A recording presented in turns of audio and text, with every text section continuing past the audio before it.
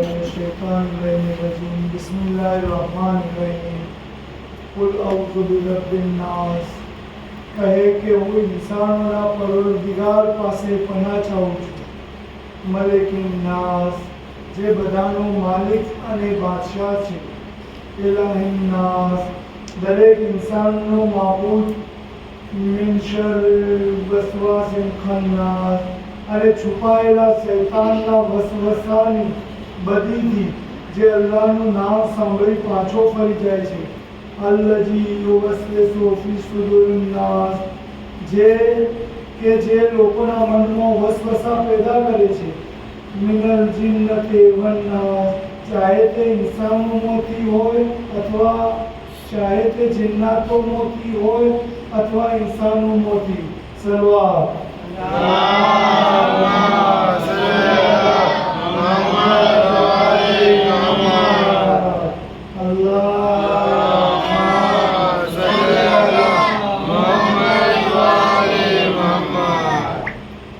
बिस्मिल्लाहिर्रहमानिर्रहीम 10 मुहर्रम 61 हिजरी को करबला के मैदान में अश्र के वक्त एक आवाज़ गूंजी थी हल मिन नासिरिन यंसुरुना। यह आवाज़ किसी और की नहीं बल्कि नबी के नवासे इमाम हुसैन की थी। इस आवाज़ का मतलब यह है कि क्या कोई है जो मेरी मदद करे। यह आवाज़ 2 बार गूंजी है जब करबला के मैदान में इमाम हुसैन के साथियों और घर वालों ने अपने इमाम की मदद करते हुए अपनी जान इस्लाम के नाम पर दे दी और शहीद हो गए और जब कोई नहीं बचा तो इमाम हुसैन ने पहली बार हल मिन नासिरिन कहा था। 6 महीने के बच्चे हजरत अली असगर ने जब बाप की आवाज़ सुनी तो उन्होंने खुद को झूले से गिरा दिया और फिर जब इमाम हुसैन बच्चे को मैदान में ले गए तो एक दुश्मन ने बच्चे को 3 फाल के तीर से शहीद कर दिया। अब तो असगर भी नहीं रहे और कोई भी नहीं बचा। अब फिर इमाम मैदान में गए और हलमिन की आवाज़ बुलंद की लेकिन आवाज़ देने के बावजूद कोई मदद को नहीं आया और इमाम शहीद कर दिए गए। इमाम को पता था कि अब कोई मदद के लिए आने वाला नहीं। फिर हलमिन की आवाज़ दोबारा क्यों बुलंद की। मानना पड़ेगा इमाम हुसैन ने रहती दुनिया तक के नासिरों यानी मदद करने वालों को आवाज़ दी और उसी आवाज़ का जवाब लब्बैक या हुसैन के रूप में हम सब दे रहे हैं। दरअसल ये आवाज़ उन नासिरों के लिए है जो हुसैनी मिशन को आगे बढ़ा सके। यहाँ यह बताते चले कि हम लोग नासिर का मतलब सिर्फ मददगार लेते हैं जबकि ऐसा नहीं है क्योंकि नासिर 2 तरह के होते हैं। एक वह है जो बिना किसी लालच और फायदे के मदद करते हैं। यह नासिर अपनी जान तक दे देते हैं और खुद से नुसरत के लिए आगे बढ़ते हैं। दूसरी तरह के नासिर वो होते हैं जो अपनी भलाई को ध्यान में रखकर मदद करते हैं। यह साथी तो हो सकते हैं लेकिन इन्हें नासिर नहीं कहा जा सकता। यह पहले अपना बुरा भला सोचते हैं तब आगे कदम बढ़ाते हैं। यहाँ मैं एक दुनियावी मिसाल दे दूँ। अगर किसी का सड़क पर मोटरसाइकिल एक्सीडेंट हो जाता है तो कुछ लोग बचाने के लिए फौरन दौड़ पड़ते हैं। उनका सिर्फ एक मकसद होता है और वह है मोटरसाइकिल वाले की जान बचाना। वह लोग न सिर्फ पुलिस को खबर देते हैं बल्कि उस आदमी को अस्पताल भी पहुंचाते हैं और इससे हटकर कुछ नहीं सोचते। दूसरे लोग वो होते हैं जो बुलाने पर आ तो जाते हैं लेकिन पुलिस और अस्पताल के चक्कर में नहीं पड़ना चाहते।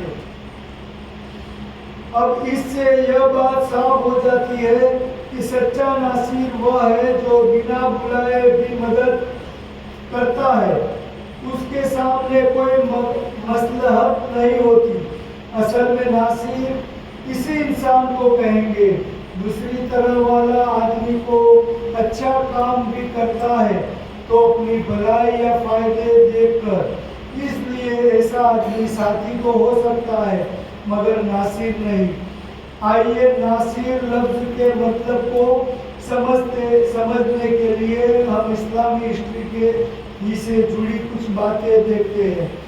دعوت ذوالسرہ میں اللہ کے رسول نے اپنے نبی ہونے کا کھل کر اعلان اپنے قبیلے والوں کے بیچ کرنا چاہا تو 3 دن لگاتار رسول نے حضرت ابو طالب کے گھر دعوت رکھی تھی۔ 2 دن تک تو وہ ہوا کی دعوت کھلانے کے بعد جب رسول اپنی رسالت کے بارے میں اعلان کرنا چاہتے تھے تو سب اٹھ کر چلے جاتے تھے۔ تیسرے دن جب حضرت ابو طالب نے ڈانٹ کھلائی تب رکے۔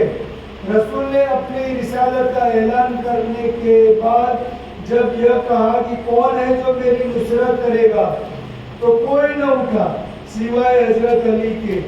دوبارہ رسول نے حضرت علی کو بٹھایا تاکہ کوئی یہ نہ کہہ سکے کہ ہم تو مدد کرنے کا اعلان کرنا چاہتے تھے لیکن علی کھڑے ہو گئے تو پھر ہم کیا کرتے۔ اس لیے ناصر کی پہچان کرانے کے لیے رسول نے دوبارہ حضرت علی کو بٹھایا۔ تیسری بار بھی کوئی آگے نہیں آیا تو اب جب حضرت علی کھڑے ہوئے تو رسول نے ان کے بارے میں اعلان کیا۔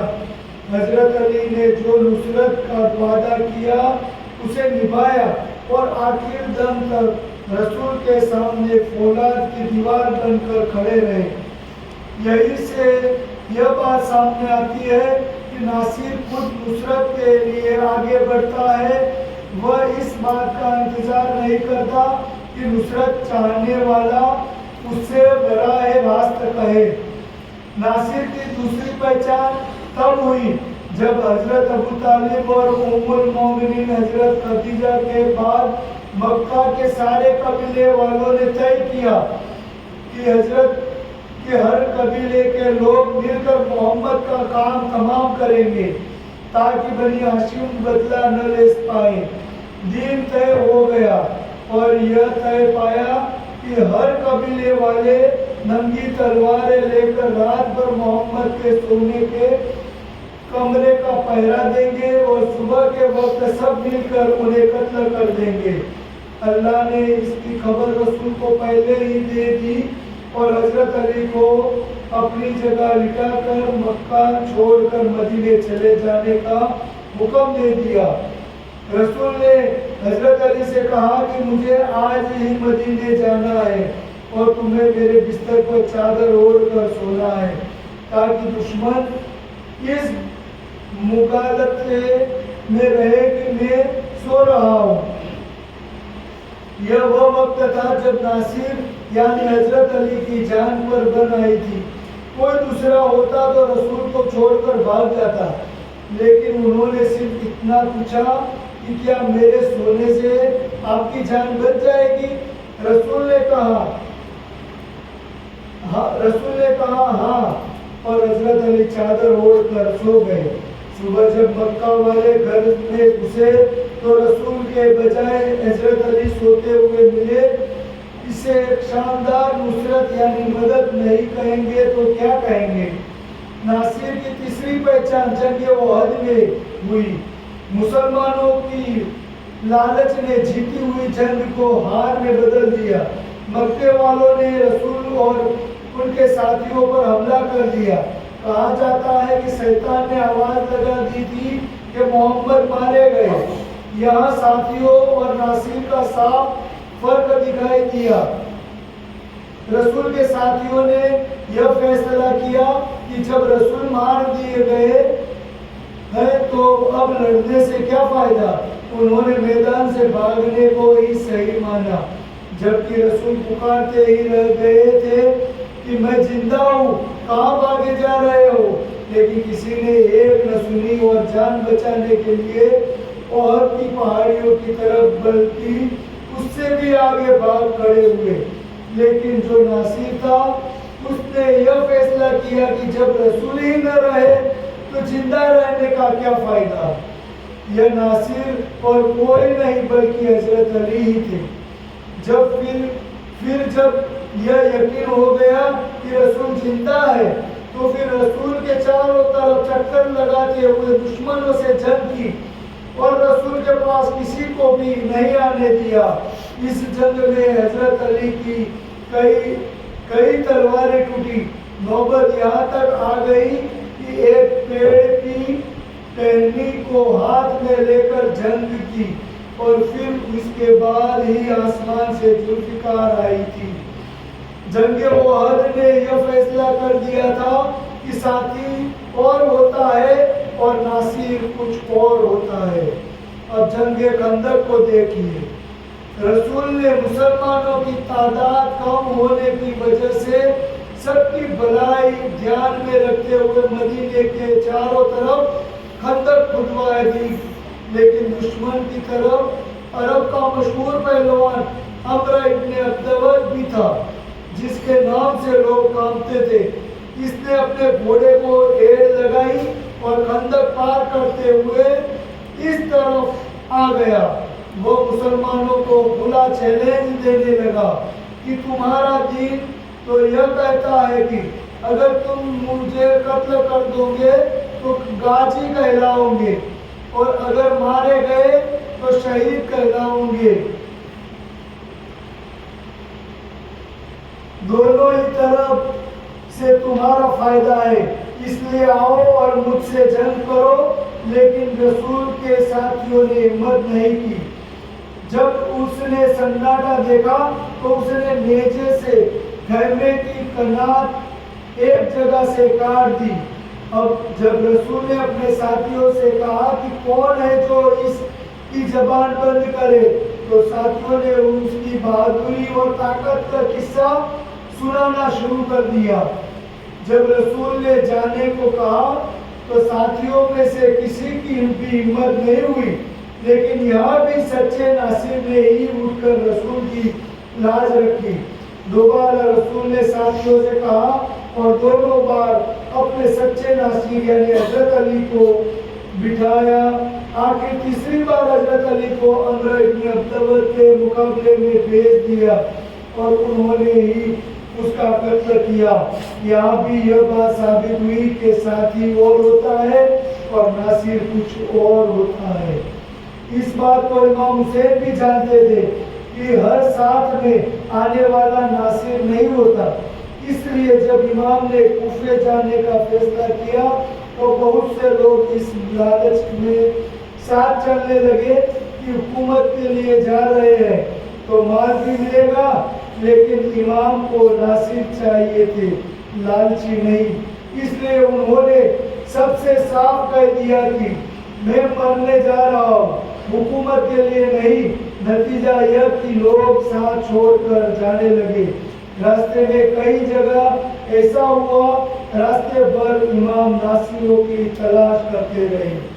راستے ہی میں امام کو پتہ چلا کہ زہیر ابن قین بھی اسی راستے پر چل رہے ہیں، لیکن تھوڑا بچ کر چل رہے ہیں تاکہ سامنا نہ ہو۔ وہ عقیدے میں عثمانی تھے۔ ایک جگہ ایسا ہوا کہ دونوں قافلوں کا سامنا ہو گیا۔ امام نے انہیں اپنے پاس بلا لیا۔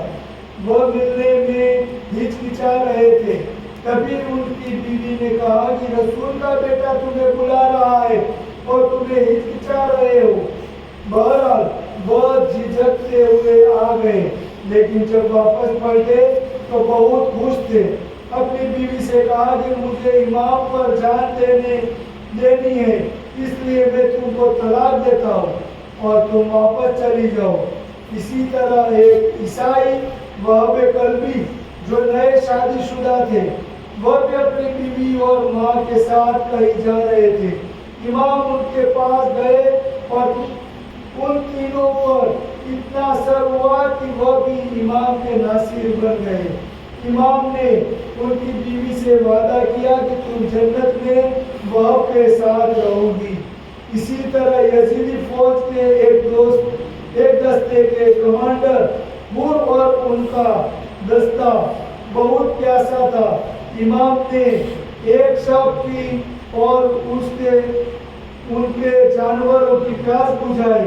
हालांकि उन्होंने इमाम को कुफा नहीं जाने दिया और इमाम को घेर कर करबला ले गए, लेकिन उनके दिल में एक बोझ सा था और वो भी आशूर की सुबह इमाम पर अपनी जान देने के लिए आ गए। सलवात।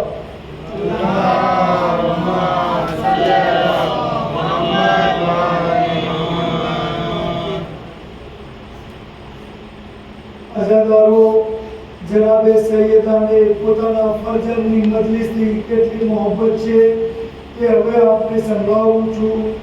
બસરામાં એક શખ્સ રહેતો હતો। આખું વર્ષ મહેનત મજદૂરી કરી પોતાની રોજી મેળવતો હતો અને તેમાંથી થોડું ઘણું બચાવીને માએ મુહર્રમમાં અજાદારીમાં ખર્ચ કરતો હતો। એક સાલ તે ગરીબ બહુ જ બીમાર થઈ ગયો અને તે કંઈ બચાવેલ હતું તે બીમારીમાં ખર્ચ કરી નાખ્યું અને અજાદારીનો કંઈ સામાન કરી શક્યો નહીં। એટલે સુધી કે મુહર્રમનો ચાંદ જોવામાં આવ્યો અને ઘરે ઘરે સભે માતા પીછાઈ ગઈ। તેની સ્ત્રીએ કહ્યું કે દર વર્ષે મોલાની મજલિસ કરીએ છીએ પણ અફસોસ આ વર્ષે બીમારીના કારણે મજલિસ થઈ શકશે નહીં। કાલે આપણા ઇમામવાડામાં લોકો આવશે અને પાછા જશે। જો કોઈ બની શકે તો સામાન્ય એસા તૈયાર કરો। આ સાંભળીને તે મોમિનની આંખોમાં આંસુ આવી ગયા અને ધીરે ધીરે બહાર ગયો।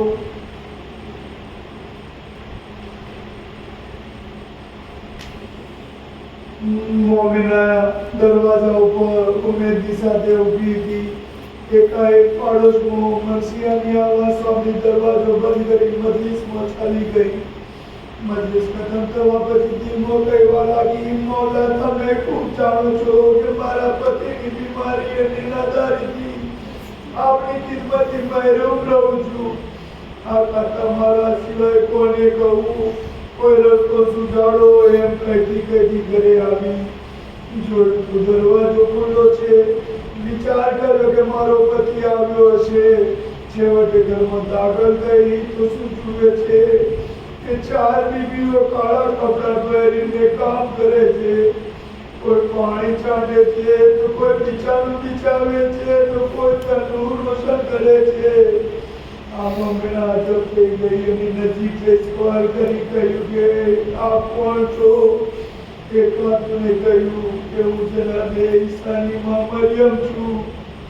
તેણે જનાબે આદમની જોગા જનાબે હવ્વા છે અને જનાબે ઇસ્માઇલની માં હાજરા છે અને જનાબે ખુદૈજતુલ કુબરા જોગાએ ફાતિમુલ અંબિયા છે। આમો તારા ઘરે મસ્જિદની તૈયારી કરવા આવે છીએ। એટલામાં તે મોમિનાની નજર એક તરફ ગઈ કે જો જરી મુબારક રાખવામાં આવતી હતી। જોયું કે કાજુને મોસમાના ઉગાડામાં જે વાળ વિકરીને મોટા ઉપર કાગ લગાડી રહી છે।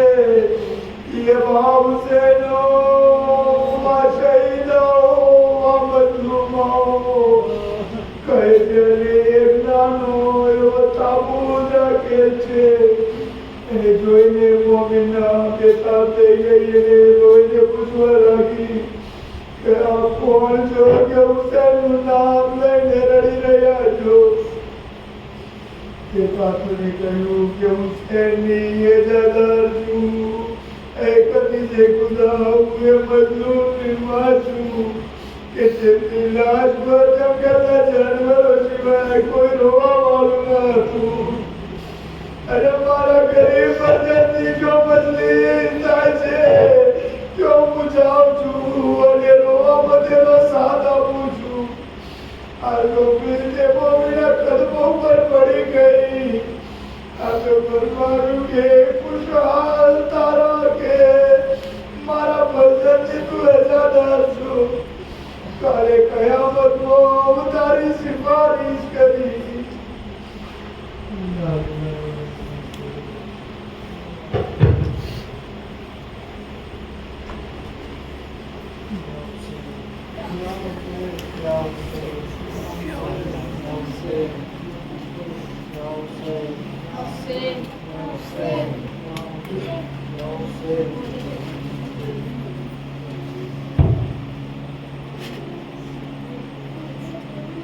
امام حسین امام امام حسین امام امام حسین امام امام حسین امام سب کو خبر ہے سب کو پتا ہے پھر بھی ہے لازم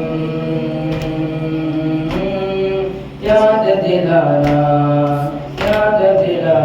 یا حسین یاد دلانا ہو چکا ہے فیصلہ حسین امام حسین سب نے یہی کہہ دیا حسین امام حسین ایسا زمانے میں کوئی آ نہیں سکتا کون ہے وہ بادشاہ میرا امام حسین کون ہے وہ بادشاہ میرا امام حسین ایسا زمانے میں کوئی آ نہیں سکتا کون ہے وہ بادشاہ میرا امام حسین امام حسین امام حسین امام حسین امام بول امام حسین امام حسین امام حسین امام مل کر کہو مومنو میرا ہے میرا حسین ہر کام کی ہے سزا اپنا ہے اپنا حسین پاک محمد کا نواسا میرا مولا حیدر کرار کا بیٹا میرا مولا کتنوں کی دھڑکن میں دھڑکتا میرا مولا کتنوں کے گھر کا ہے اجالا میرا مولا ناز علی مرتضیٰ حسین امام حسین جانو دل فاطمہ حسین امام حسین سارے حسین اور کوئی جا نہیں سکتا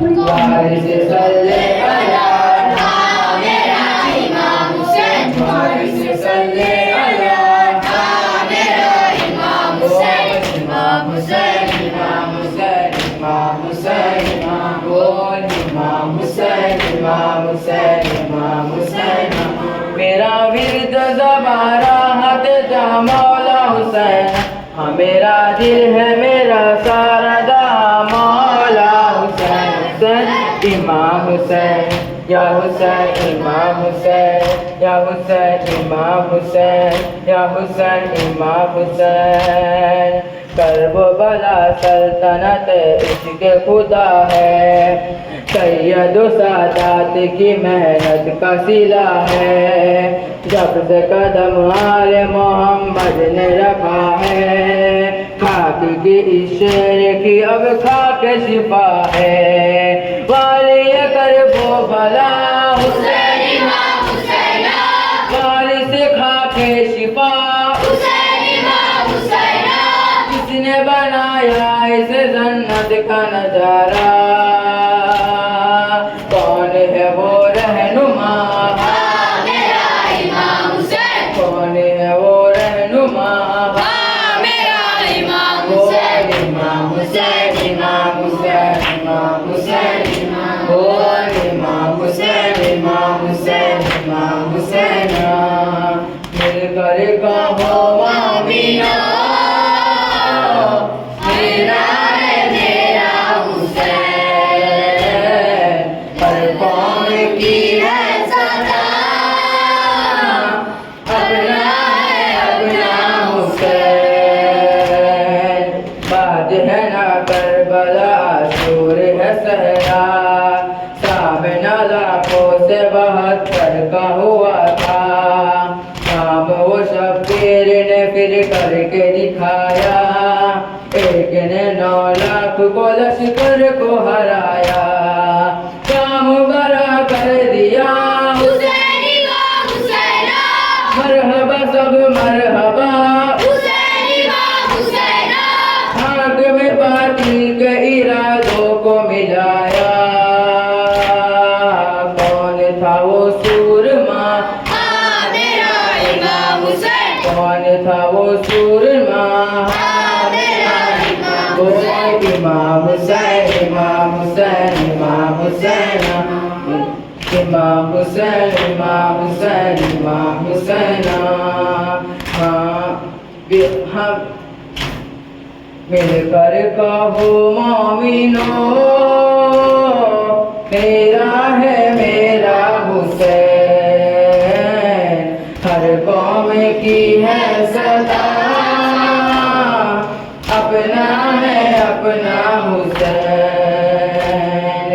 इस तरह शबीर ने वादे को निभाया, रब की रजा के लिए घर बार लुटाया, प्यारे फिदा कर दिए कुछ भी न बचा, इसके खुदा क्या है दुनिया को बता, बोल उठा राजा